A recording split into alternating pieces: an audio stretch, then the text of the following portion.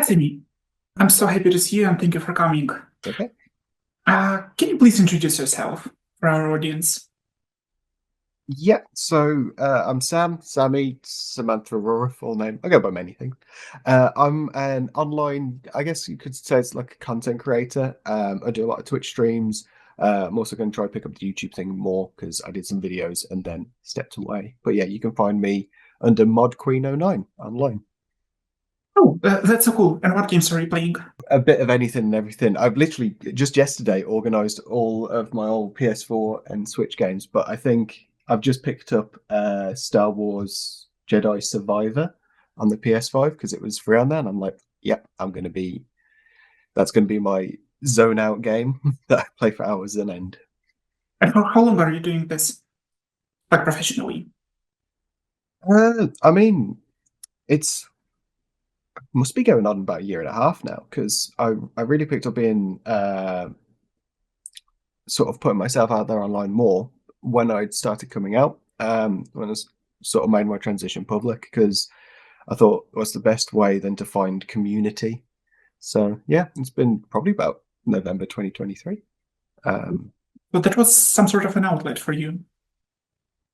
Yeah, it was a very good point of just putting sort of almost like a pivot away from who I was in the past to who I really am.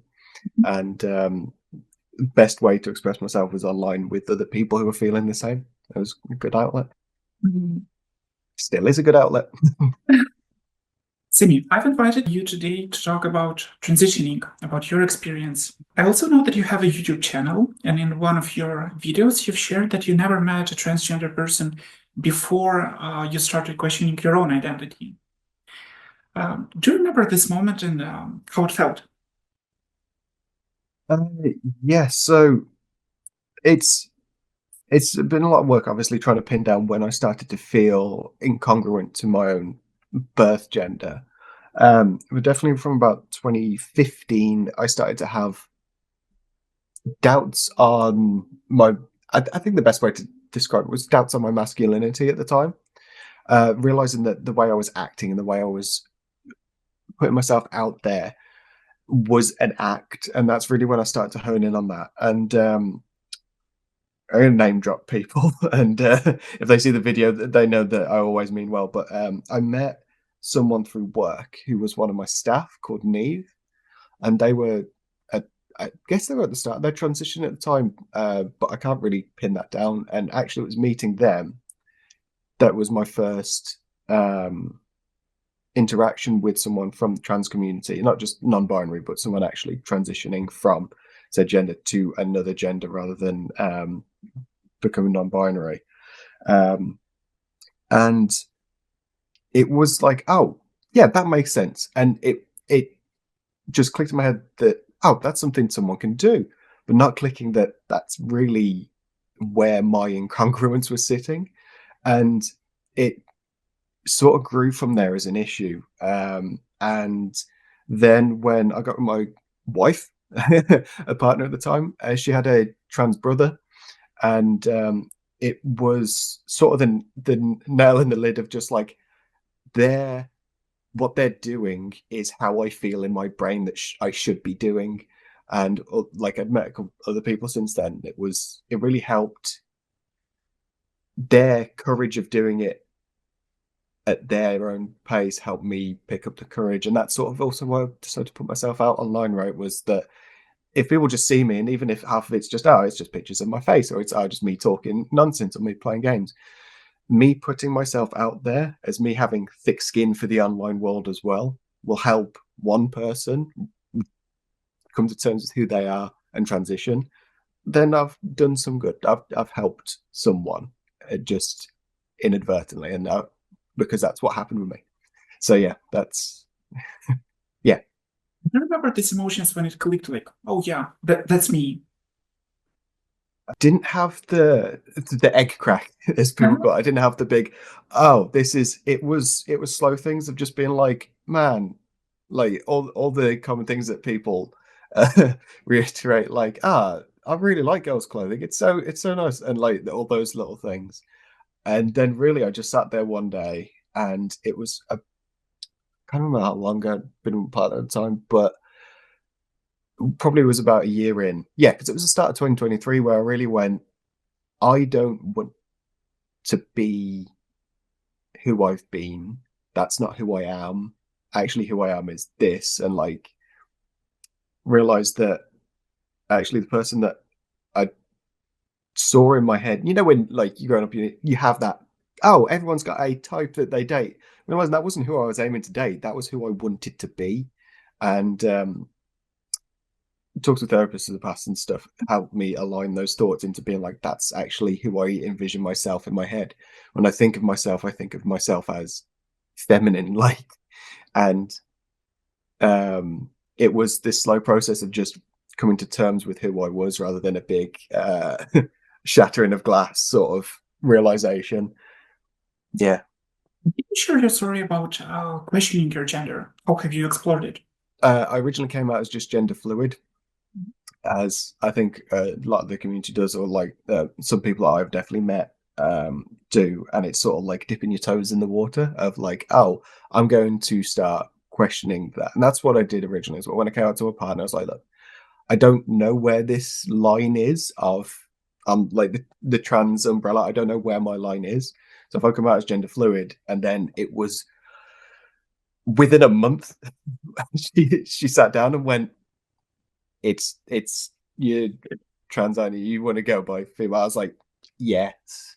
And it was basically a month of me not being male presenting at all, and I was like, yeah, no, I am totally more in my own skin now. And I mean, when we talk about, because we talk about it often, because we do like checkups on each other, she says like, just from where I am now, I'm just so much more myself, just in how I feel.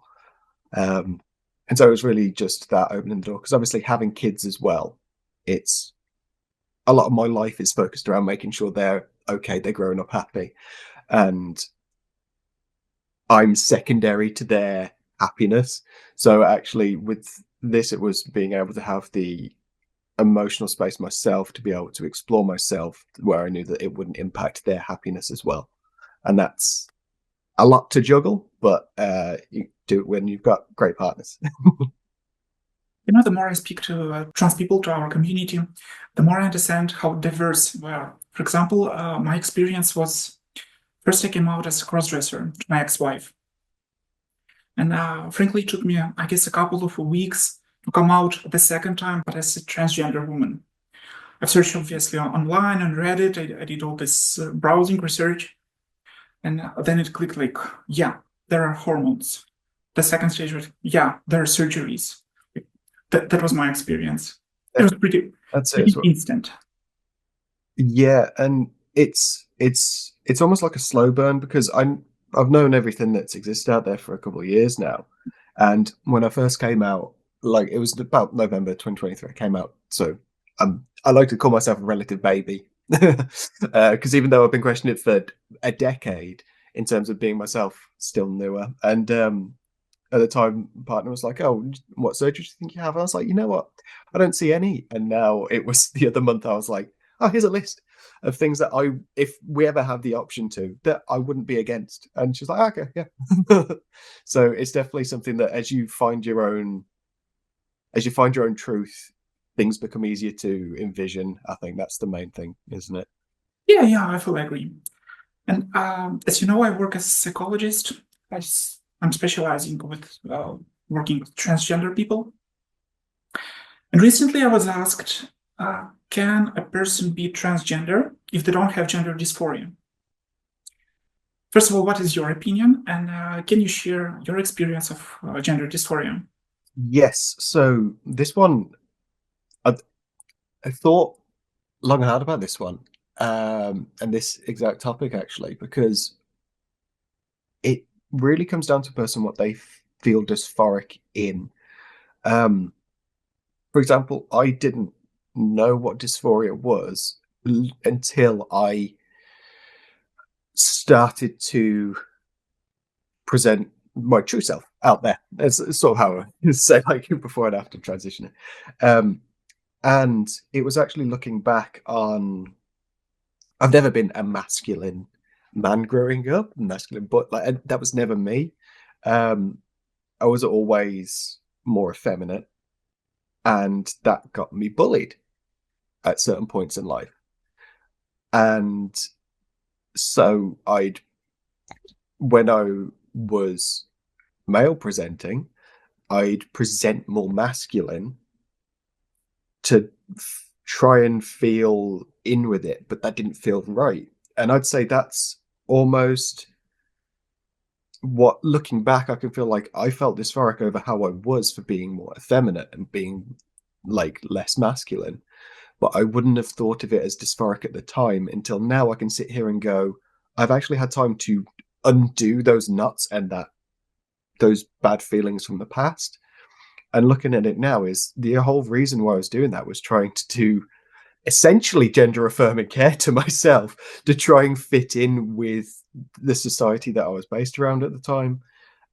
So looking back, I can look at it and be like, okay, so me trying to walk more like stern, more upright was actually just trying to dissuade this dysphoric of how I was feeling more effeminate. And now that I have clicked into my brain of who I am and being more effeminate, whenever I feel those things in the past, it feels more dysphoric. So I feel like it's such an individual thing on how you feel dysphoria. One of my friends recently hurt their leg or something, and they said that it brought out this wave of dysphoria because they couldn't walk a way that felt right in their brain. And they were like, it's such a weird thing. It feels so unconnected, but it brought out that feeling in them. And I think once you realize what makes you feel almost like ick in your own body, right? It's easier to pin in on what actually makes you dysphoric. I call it circles as well, because whenever we're feeling majorly dysphoric, it's usually a bit of a down period. We usually feel a bit worse. And we've got other mental health issues as well. And I'm like to say, this is one lot of mental health issues. This is dysphoria, and there's a crossover, but dysphoria is a whole other bag. And once I was able to actually figure out what made me feel dysphoric and what made me have low periods of dysphoria, I was able to actually work on my other aspects of my mental health better, because I was realizing how I'm feeling in terms of presenting, and all of that regard is not crossing over with my other mental health issues. So I was able to separate, okay, so that side of it to this side, and actually be able to help my transition further. Long-winded answer, but yeah. And so there are two camps of trans medicalists, and let's call them liberals. Trans medicalists, they claim that you're supposed to have all the surgeries available. You can't be trans if you haven't done any body changes. And liberals tell that the only thing that really matters is your inner feelings, and that's all. Do you belong to any of these camps? Honestly, definitely. If I have friends who are struggling to start their transition, I've known them for years, and societal pressures and medical pressures are stopping them from starting the journey. That doesn't make how they feel any less valid.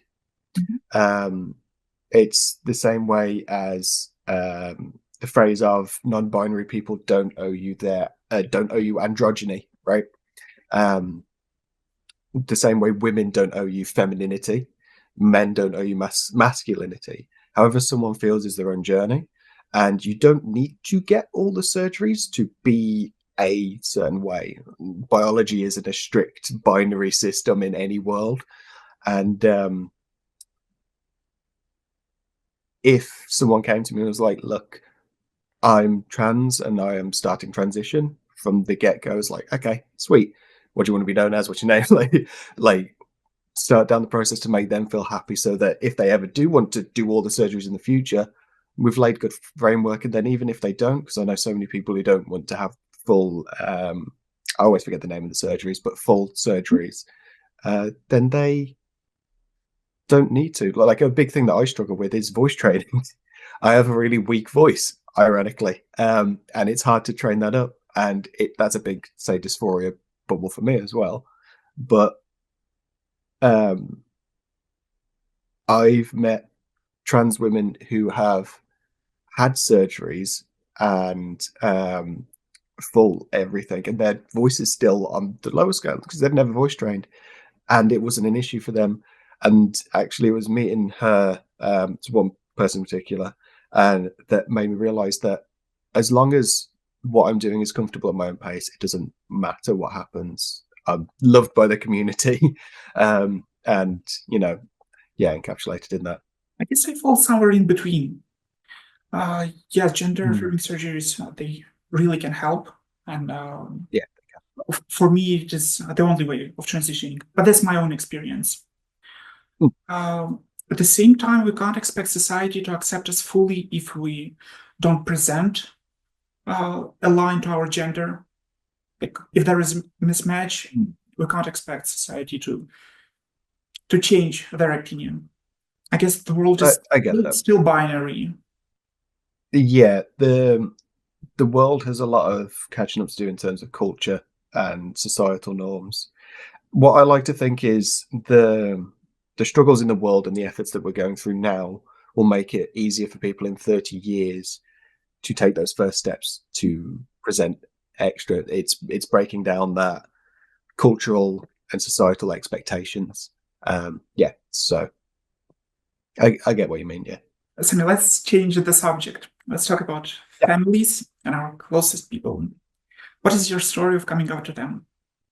My family is always been ridiculously inclusive, and I knew it was never going to be an issue. And I know that I speak almost from a point of privilege there, because I know so many people have issues with their family not being um, supportive. And this is just big props to my family. Definitely my mum and how she raised me, me and my siblings, and then even my granny going up the way. Like, we've all always been very progressive minded, and so I knew coming out to my family, and it was a twofer because I came out to them as trans and queer at the same time, because all they'd ever known me was this straight white man before, and so it was really it. How can I word this well? So growing up, my brother and my sister always used to make jokes at me being queer, and I was like, no, no, no, no, no, because it was the 90s and I didn't ever look in on who I was. And so I started the messages to my brother and my sister going, so you were right, I am queer and also trans. And it was we took a very much jokey edge on it, but and it was actually talking to my sister-in-law. She just recently had a baby. She's about 6 months old now, and I have a niece who's 18 this year, and my niece grew up with me as an uncle. And she turned around to me and she's like, "Do you want to start me calling you aunt?" And I was like, "Look, I don't hold much bearing on that naming system. Like, you can call me whatever you want. That, like, I call my dad dad, but he's never felt like a dad. I had a stepdad who I called Carl and never called him like dad or anything. And that I've never held much bearing on family norm namings. So I said, like, you just call me what you want. She's always called me Sam anyway, so it doesn't matter. But then my sister-in-law recently had this baby, and she was like, "Oh yeah, here's Auntie Sammy," and I was like, "Oh," and that clicked in, and it was like that was a wave of euphoria, basically, of just being like, "Oh, this kid is only ever going to grow up and knowing me as me." The same with my daughter, because there's only about a year in between them, and it really hits home when you realize that the struggles that I went through in the past, this kid will never know. They'll know me as my true self going forward. And it's like that on that side of the family, that's really nice to know. But then there was always worries in my head around the elderly people in my family. So not in that they'd reject me, but my granny is 86 this year.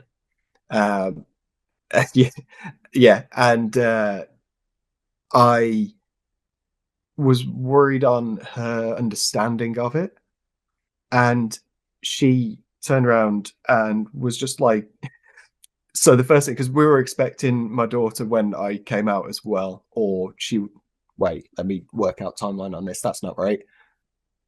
She was only 6 months old. There we go. Busy time in my life. I graduated the same year. It was a very much get everything done in the same year.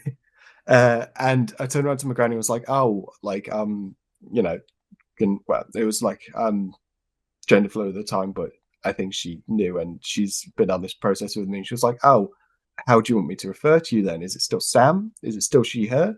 I was, is it still he, him? And I was like, I know, like she, her, they, that. Like, was happy with any, and I still am happy with like they, them, or she, her. But she turned around and was like, and are you still with Kathy? And I was like, yeah, we're staying together. And she's like, that's all I care about. That's fine. And me and my mum were talking about it, and she refers to me as a granddaughter now, and everything just straight away, it's not an issue in her brain. And it really just, like, as everyone does who's known you for ages, they'll mess up sometimes and they'll correct themselves, or you'll see that it's just in the flow of things. And she has clicked into it because she's always known me as me, and me saying, oh, this is me. She's like, yeah, I know that. Like, it's just the same you, just a different output on the outside. Like, she still knows me for me. I was more worried about some of my dad's side as well, because my dad's a dad, right? And he's been great with it as well. And same up to my granddad, who lives in Hawaii. He met me in December since transitioning, and just gave me a big hug and said he supported me, which he was the one I was worried about the most. And it's, like I said, I know I talk from a point of privilege, but we were taught in my family about love and family values more than anything. Doesn't matter who someone is. And in the past, my family definitely struggled from not talking enough. When my stepdad passed away in 2018, we started to talk more about how we feel. And we also lost my cousin. He took his own life shortly after that as well. It was a loss at once, and it really kickstarted trying to figure out who I was, talk about feelings, be open with who you are. That, like, me and my brother talk more, me and my sister talk more, and it's that environment that my family is trying to foster. Is, doesn't matter who you are, doesn't matter what, like, everyone here is here for you, and that's the output that I put to my kids as well. And like, my eldest totally knows that he can come to me with anything at any time, and because he's only 7, so he's not thinking much other than Gary's Mod and Roblox and Minecraft. But I try and give that same space to my kids as well. Your story reminded of my experience. I have 2 kids, and now when I came out to them, I almost immediately started presenting as a woman. And we had this talk. It was a pretty tricky moment for me when we talked about how they should name me. And for some period, they called me Kira, not Dad anymore, just Kira. But then in a couple of months, I sat them and said, like, guys, I'm not Kira. I'm either mom, either dad. You have to choose what works better for you. Now they use both versions. It depends probably on the mood and the actions, and I'm totally fine with it. But I differentiate, like, Kira for friends, for my colleagues, and for them, I either mom or dad. That's it. I think as well, like, so I still go by dad to my eldest, and same to my youngest right now, because she's picking up from him and that. And it doesn't ping any dysphoria or anything that way, because so I have some lesbian friends who adopted a kid, and they go by mom and dad, and I've always known them as, oh yeah, that's them, their mom and dad, like, because they took down the gender norms of the naming. And I realize, I think that's literally clicking right now. I think that's why I don't bother about it as much, because I've known other people to. It definitely throws people for a loop in terms of school and that, though, when they're like, oh, where's your dad, turn up, and they're like, okay. But even then, in terms of school, they've been completely supported, which is great. They even here's a nice bit around the UK stuff. They actually have a wall up in their reception, which talks about people and their differences, and a big part of that is transgenderism as well. That's up there. So when it makes me happy to see that every time I go collect him.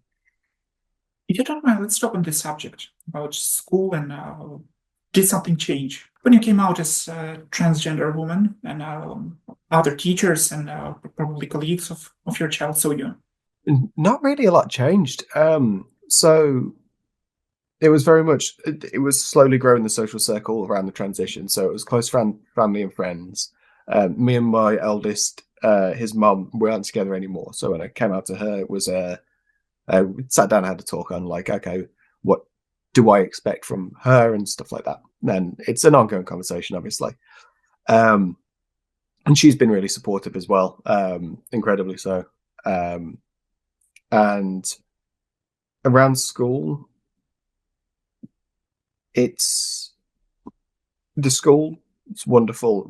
I told him when he was in year 1, that would have been, that I was transitioned, went to his teacher, was like, look, this, just in case because my biggest worry and what I know is out there is he might face bullying in the future. Both my kids might. I grew up in British schools. I know what the kids pick up on, and I know what was thrown around in my ears. And I want to make sure the teachers are aware and the teachers are supportive and inclusive, and they use his terminology for me to him about me. And they've been incredibly supportive. I definitely big props to the school he's in, because I have no qualms with it. Definitely, it's an ongoing journey, though, right? At some point, he's going to transition into a high school with new teachers, but also new societal norms and changes and pressures. And I envisage a lot in the future that he'll probably have to deal with, but I also have to be aware of to help him through in case anything comes up that might affect him. But honestly, I was really the one thing that is, and again, it's many people don't know someone who's trans until you are trans, and then like everyone comes out to support you, and it's like and I think it's much the same in his school, for example. Like, I'm fairly certain I'm the only trans parent there, and so I get looks when I pick him up, but also people don't stop talking to me, and I don't hold back anything to talk to them. For example, like, I always make sure that I'm friendly and open, because if some people have doubts around the trans community and then they see me, just picking up my son, like loving my kids, and that it'll help break down whatever negative press is out there about us, and trying to be just a beacon for the community and in backwards ends of the world that I live in. I remember my experience when I came out to my kid.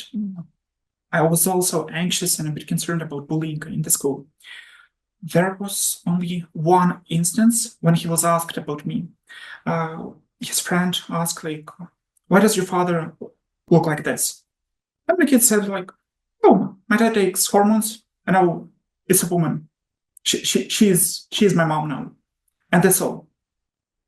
That was the end of the story. Yeah, and honestly, like, I try and remember my experiences in school, and I hold that as it surely can't be as bad as it was then, growing up in the 90s and early 2000s. And obviously it was worse for the generations before me, but there were still people in my year of school who didn't come out as gay until school finished. And when they came out as gay, we were like, we had a feeling, and you could have told us before, and we would have supported you, but we get why you didn't. Like, we get, and I feel like it was, especially because it wasn't like a city that we went to school in, it was a bit quieter, and it wasn't the norm. It wasn't what was expected back then. And so I'm hoping that him growing up definitely in a city, and with more diverse systems around him, that the essence of that bullying will get lessened over the years. we can hope. And coming back to our subject about closest people, has their reaction or support changed throughout your transition? It's in essence, it's just been able to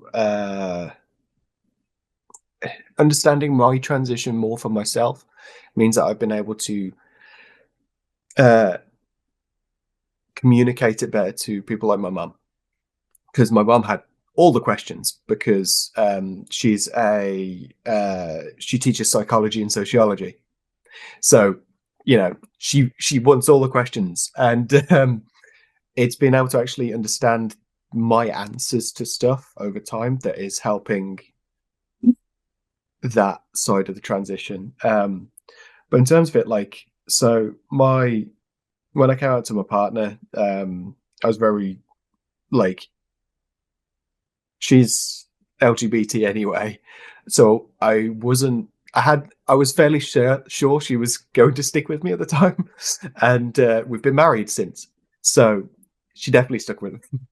And it's definitely how I'm figuring out the transition as it's going on.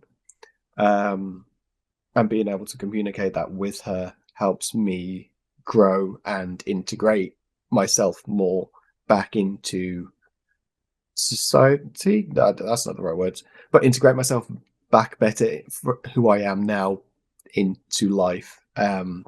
Especially around, so I came out in the job I'm in as well, and I I work for a car manufacturer, and I had a feeling that it was going to be less inclusive than it was. And now I've met so many people who have helped me with inclusivity. I've actually gave talks at my work on transgenderism for Trans Week last year. Yeah, last year. And I'm in Pride in May and was it August this year as well for Birmingham and Manchester Pride. And it's that inclusivity in the workplace as well that's helped me cement it. Now there's issues around that as well in terms of relationships. Work relationships are different now, because before I was one of the guys, I hated being one of the guys, and now I am less included in some things, but that doesn't mind me as much. However, it's really funny. I was explaining this just the other day to my partner and some of my family. Is I've had both sides of this world now working in this job. I'll have emailed someone asking for some information before. It's the old me, old picture, he, him. Now I'll email someone. So before, straight away, email back. And now I'll email someone and it'll be a couple of days wait. Bad. And I'm like, okay, I'm starting to see the other side of the picture now, more and more. But knowing that it's a journey that every woman goes along is like, this is brilliant, and this is so a research paper somewhere that there needs to be done on like people's perceptions. Like, if there is, I need to read them, because I'm finding this like really, really interesting. Just dealing with it on that end. But yeah. But it's good that you've mentioned your colleagues and your job. And what about the management? How they reacted? My management have been amazing. So I was really worried because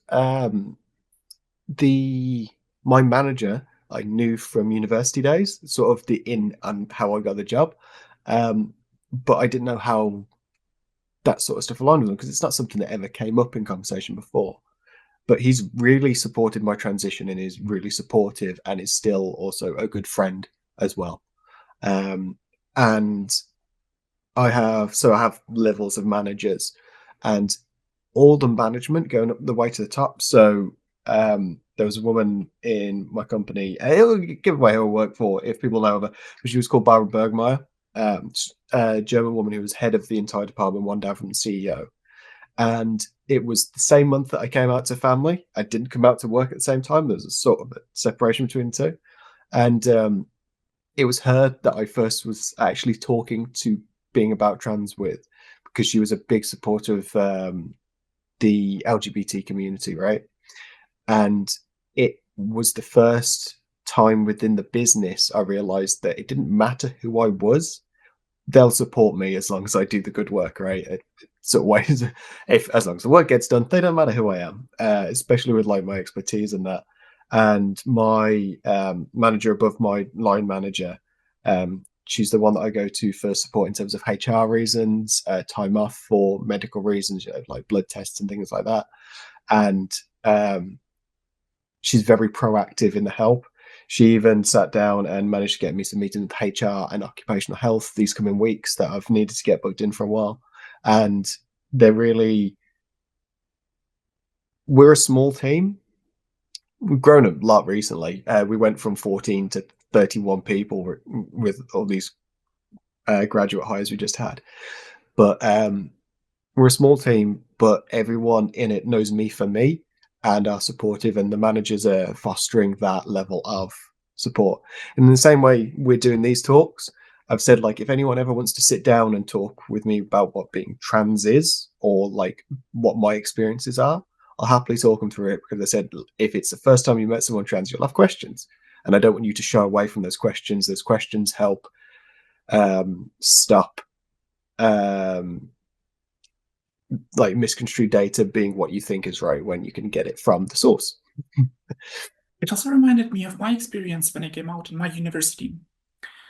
I had classes of psychology of sexuality. And one of the subjects was gender identities and sexual identities. And we had some arguings with my professor. I take classes online, so I didn't use my webcam. But then I understood, like, yeah, that's the right moment. I have to turn on the camera. I have to show who am I and why I have this experience and expertise in these topics. And after this class, we had a meeting with my group. There were like 20 or 30 people.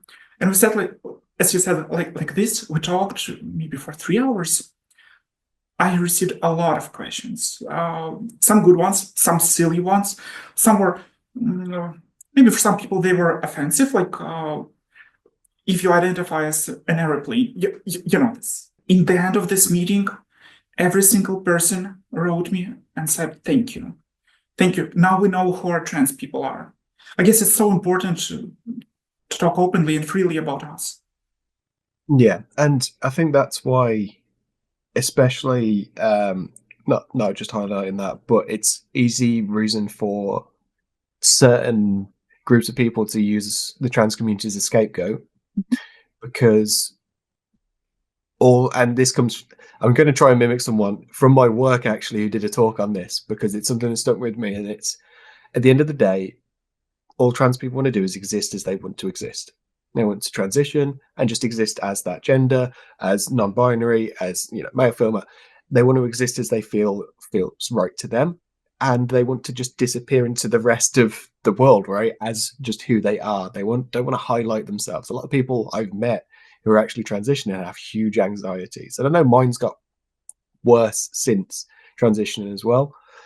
And so that's why, in a time where a lot of scapegoating, a lot of pointing fingers is happening, that I really do feel like it's right for the people in the trans community who can stand up and go, like, hi, ask me questions. Like, I email the health secretary every week asking for more information. Like, I want to make sure that if I'm in the capacity to make a voice for myself, not on behalf of trans people, just on behalf of my experience, I'll try and do it so that other people who might be impacted by not being in those talks can at least know that someone's there for the idea of them as well.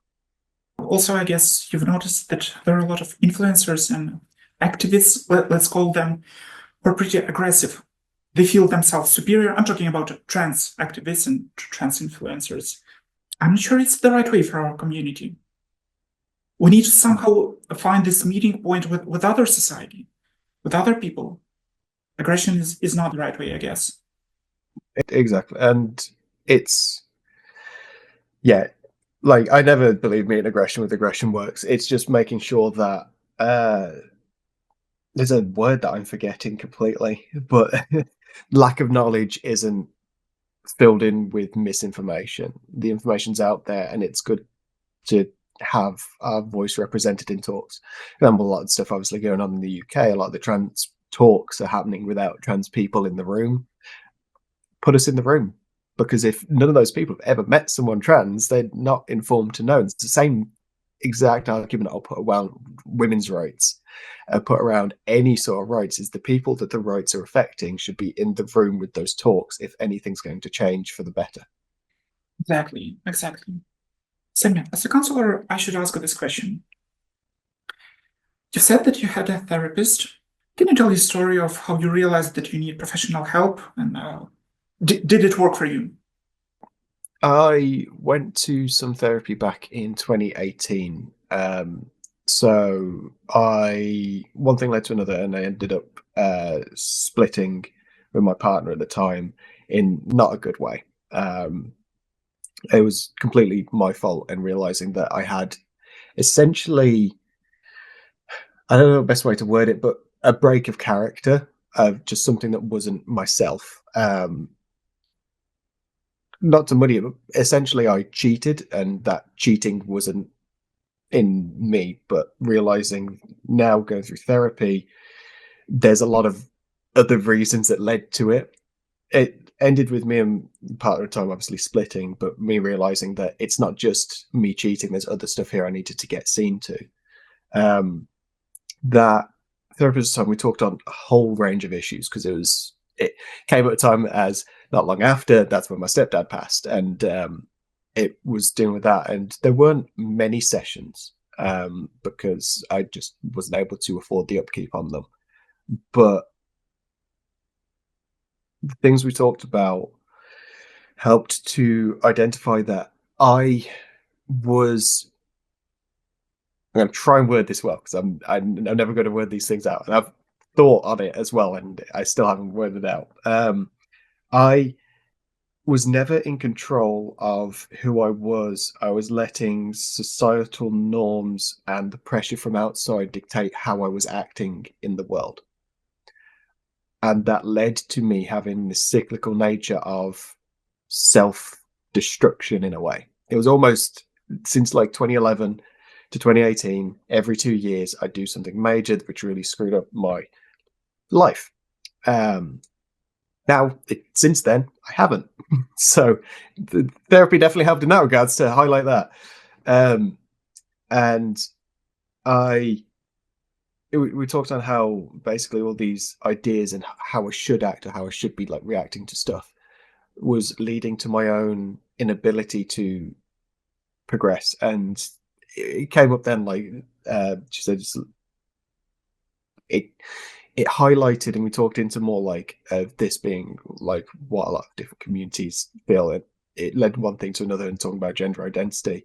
And I remember saying at the time, yeah, but I don't think that's me. And if she sees me now, she's going to laugh her head off. Because I was like, no, that's not me.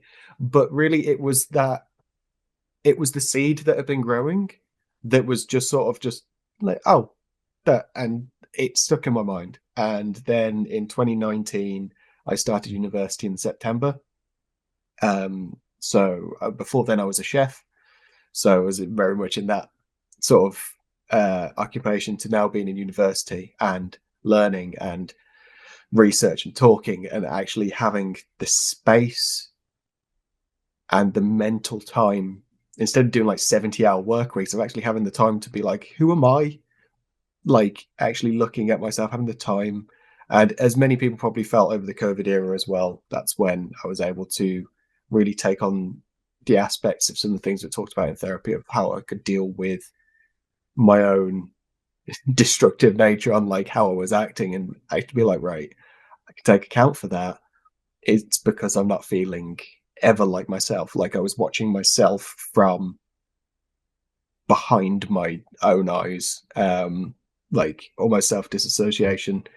But now, since transitioning, since actually coming to terms with who I was, which was before even coming out as transitioning, realizing that I didn't know myself fully, put me in the driver's seat of that change, and of the change that I wanted to become and am becoming. And yeah, it's helped to foster that. And now, luckily, in almost exactly a month, I'm actually doing some gender incongruence therapy to get that legalized in the UK. My transition actually like stamped, so I can make sure I can start all things with the NHS properly, which has taken a long time on a wait list for. But and it's going to be really, I'm really looking forward to now actually talking to another person who's skilled in that area as well, like a therapist in all that, of actually sitting down with them and picking apart my story, because it's going to be the first time doing that, other than like talks like this and obviously myself, but it's the first time I'll get a piece of paper at the end that'll be like, yeah, that's actually something. And it's therapy is definitely something I do need to go back to. I know this in terms of my own life, but it really helped open the door and foster that seed of change within me. So it saved you some time. Definitely, yeah. I reckon if I didn't have that therapy at that point, it's likely I would have continued that destructive cycle and not have been in a stabler position to meet my partner, to definitely be there for my son growing up in those early years, especially then when COVID hit. I wouldn't have had the resources available to me then to survive the mental effort that the COVID years took. Because that's really when I started to change how I presented. That's actually when I grew my hair out. I've only had it cut once since like 2018. It was that progression of events that if I hadn't have actually, shook the NHS for give me some therapy sessions, at least give me the name of a therapist, that would have helped. And it was actually something my ex-partner at the time said that I needed to do for myself as well. Which, all props to her for that, because she was right. So you've mentioned that it was quite pricey. Do you have any? It was pricey at the time because I wasn't on a lot of pay. Definitely now I could afford it easier. But it's also, I know I was really lucky as well, because the person that I found was easy to talk to straight away, and I know that a lot of people don't find that. And like my partner, Sue's a therapist, and it is hard to find that right fit. It's got to be the right person, the right fit, because if it feels like everyone has their own different opinions, but it felt like I was just talking to a friend, and that felt easy. And I know that when I go back to therapy, that's what I'm wanting again. It's also why I'm putting off going back to it currently, because I'm very worried to find the right person again. But yeah, definitely, it's the resources are out there, and especially to anyone in the UK. Community health centres actually have great wide range of signposting available to actually try and align you with mental health therapy, mental health services, which you can also get through your GP. You just got to make sure you really just lay out the facts. I think one thing that definitely some of my friends have seen in the UK with healthcare is they go in expecting the GP to offer them something. And actually, if you go there and like, look, I need a therapist. I need a therapist. They'll be like, you need a therapist. You're saying you need a therapist, and they'll just do it.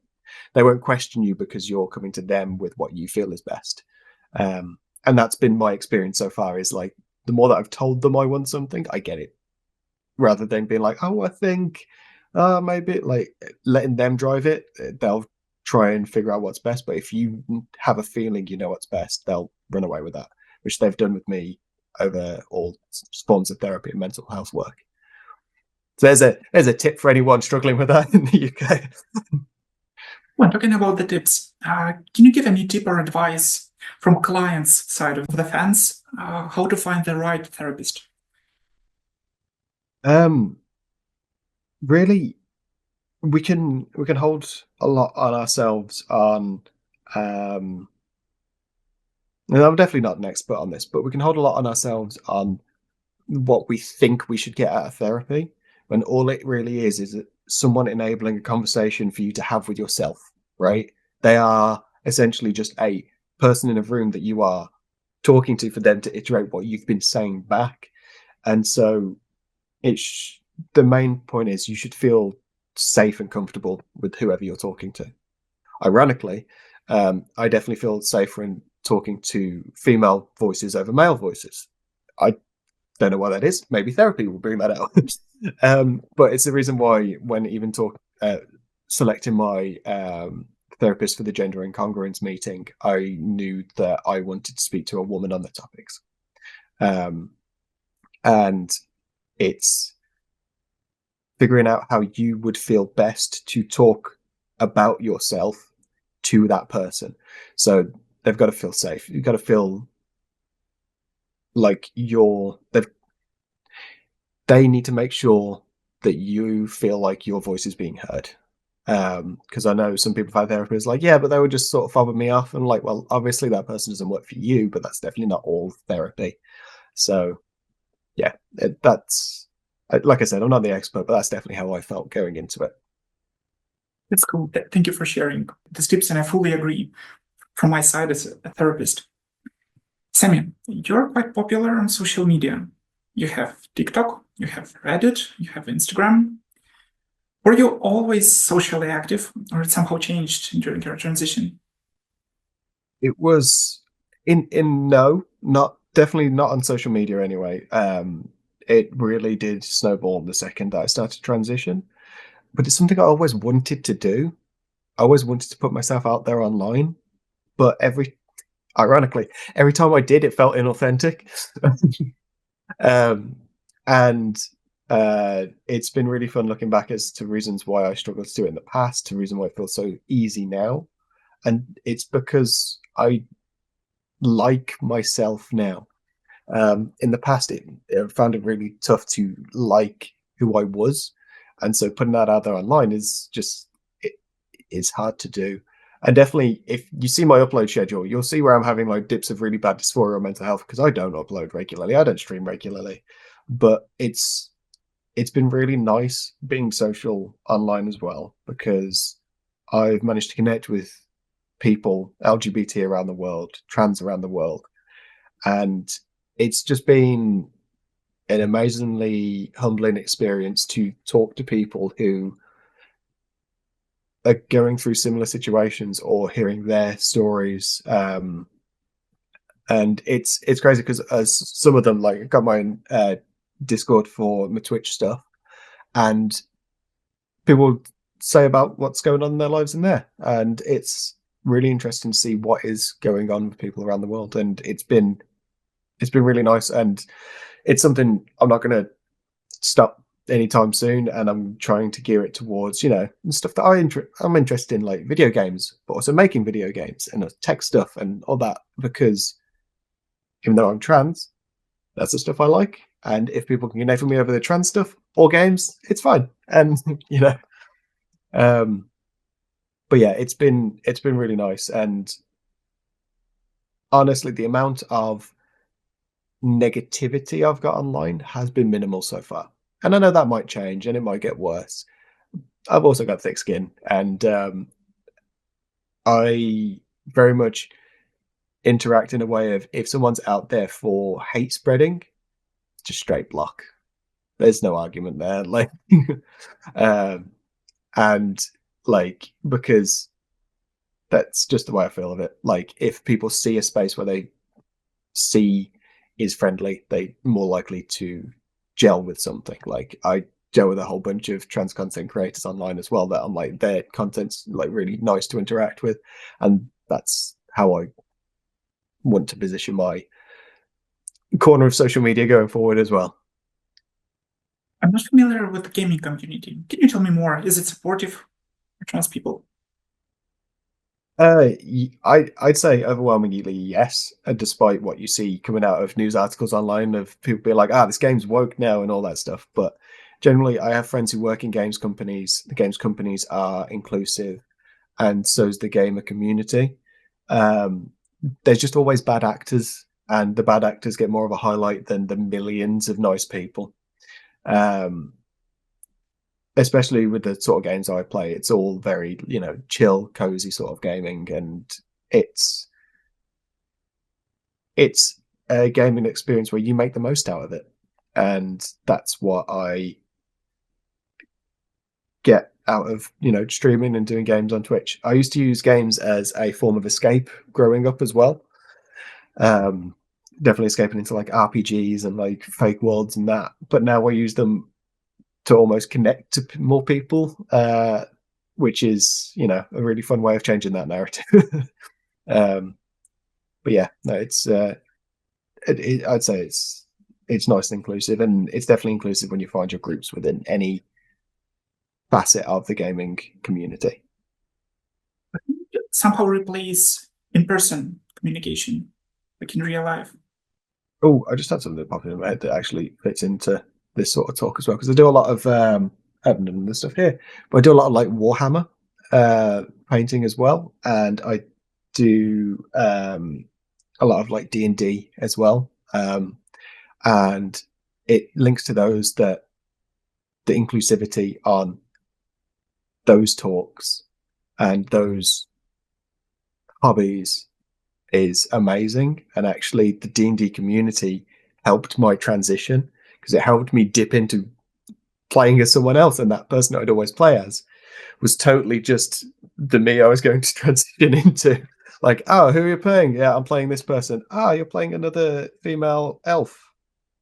Like, yeah, totally am. And it was actually when I came out, a lot of the D&D groups that I was talking to at the time were like, this makes a lot of sense now. I'm seeing a lot of similarities between how you dress now to how you dress your characters in like D&D and stuff like that. Like, it's like, yeah, it was a troll run basically. But yeah, honestly, the people that you meet, things like that can really just help your confidence in how you can grow later down the line. It's good that you mentioned that you've played for a female character. I guess most of the guidelines of mental health care, one of the points of experiencing gender dysphoria, one of the symptoms, is playing for female characters. So you're proving it's true. Yeah, and honestly, it's really funny looking back at my history of playing video games, because the first Pokemon game where you could choose to be a boy or a girl, when I was like 5, I was like, girl. No question about it. And every Pokemon game I've ever played since was girl. And then it was only obviously questioning my gender. It was like, man, if I look back at that, that is just so telling. Like, I've just chosen female characters all throughout my gaming history. Like, uh-oh. It was a really nice talk with Sammy, a transgender woman from the UK who recently got married, who has 2 kids, and who is a member of a political party. She shared her own experience of transitioning and living as a trans woman in the UK. I guess it's the only possible way for our community to navigate during such turbulent times. We should talk openly and freely about our experience. We should tell the society that we're no different from anyone else. We live, we love, we cry. I never saw aggression as the right way for our community to move. We can't change the society overnight because we're a minority. There are less than 1% of transgender people. The only possible ways are empathy and kindness. It's an incredibly hard work and it will take us a lot of time. But any member of our community can take an active part in it. If you are safe and confident, tell your story to others. Share it with your relatives, with your friends, colleagues. And if your story is unique and you can share it publicly, I invite you in my project.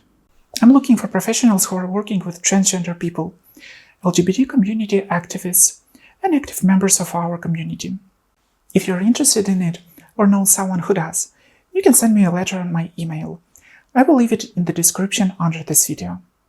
And as always, if you find value in my content, want to support my work, or just say thank you, please consider donating to me on buymeacoffee.com. It's a small way to help me continue creating these videos and covering the costs involved. Thank you for being with me and Sammy. Please subscribe, hit the like button, and see you soon in my next video. Bye.